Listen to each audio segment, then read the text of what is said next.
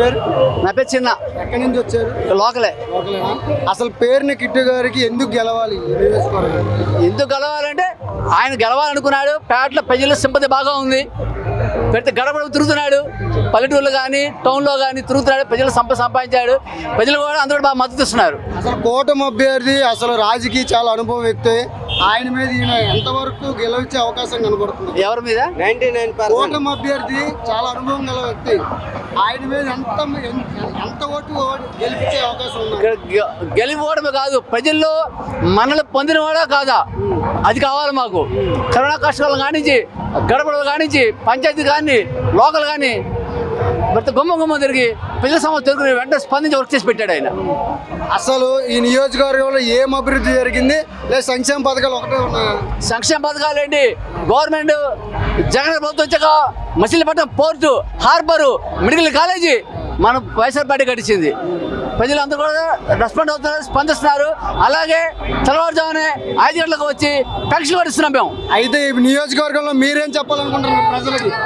మా ప్రజలు పూర్తి మద్దతు ఉంది. మా యువనాయకుడు కిట్టుబాబు గెలుస్తాడు. 100% 25,000 మెజారిటీ గెలుస్తాడు. నమస్తే అండి, మా పేరు చిలక జ్యోతి అండి. మేము మచిలీపట్నం నియోజకవర్గం నుంచి మాట్లాడుతున్నామండి. ఈ నియోజకవర్గంలో పేరునేని కిట్టు ఎందుకు ఎందుకు రావాలంటే మా సీఎం గారు జగన్ గారు పెట్టిన పథకాలు మా మచిలీపట్నం నియోజకవర్గంలో పేరుకృష్ణమూర్తి గారు, కిట్టు తాతయ్య గారు ఉన్న కాడి నుంచి పార్టీ అంటే జగన్ పార్టీ అంటే కాంగ్రెస్ పార్టీ అంటే జగన్ గారి పార్టీ అంటే ఎంతో అభిమానం. వైఎస్ఆర్ పార్టీలో మేము వచ్చాము. ఆయన చేసిన పథకాలు, ఆయన మంచితనమే ఈ రోజు ఈ మచిలీపట్నంలో ఎంతగా జన సముద్రం రావడానికి కారణం. నిజంగా అసెంబ్లీ నియోజకవర్గంగా మా పేరుకిట్టు, పార్లమెంట్ సభ్యులుగా మరి సింహాద్రి రమేష్ గారిని ఈ మచిలీపట్నం నియోజకవర్గం నుంచి. నా పేరు కసరబోయిన నాగమ్మ. నాగమ్మ, ఎక్కడి నుంచి వచ్చావు? నేను కమ్మనిగిరిపేట. ఎందుకు వచ్చావు ఇక్కడికి? జగన్ బాబు కోటెత్తాకి ఓటేయడానికి. ఇప్పుడే ఎప్పుడైనా అంతే. ఎందుకు అంత ప్రేమ నీకు? మాకు ఇప్పుడు 10 సంవత్సరాల నుంచి బియ్యం ఇస్తాడు, ఇల్లు తరం ఇచ్చిండు, మరి కందిపప్పు ఇస్తాడు, పంచదార ఇస్తాడు. ఇక పని చేయలేము, ముసలిం కదా, అవి వండుకుంటాం, తింటాం. సార్ చంద్రబాబు నాయుడు గారు వస్తే 4,000 పెన్షన్ చేస్తానని చెప్తున్నాడు. అవన్నీ మాకెందుకు బాబు, ఈ బుక్క బువ్వ దొరికితే చాలు మాకు. ఇంకా అవన్నీ మాకు అయితే ఎవరు వస్తే మంచి జరిగిద్ది అనుకుంటున్నాను? నాకు మంచి జరగా ఇల్లు లేవు, ఆకిలు లేవు. మా పొట్ట కోసము ఆమె వేసేదే జగనన్న. పేరు? అనసూయమ్మ. అనసూయమ్మ గారు ఎక్కడి నుంచి వచ్చారు? ఇక్కడ బందర్కోట. ఎందుకు వచ్చారు ఇక్కడికి? అసలు బాబు వస్తున్నాడని, జగన్ బాబు. బాబుకే వేస్తాం ఓటు. ఎందుకని? ఆయన గెలవాలి. నా కొడుకు. టీడీపీ ప్రభుత్వం కూడా ఇప్పుడు గెలిస్తే 4,000 పెన్షన్ ఇస్తానని చెప్తుంది. మరి అనవసరం మాకు, ఈ బాబుకే. ఈయన ఏం చేశారు అసలు మీకు? పేరునేని నాని కానీ పేరునేని కిట్టు కానీ నీకేం చేశారు?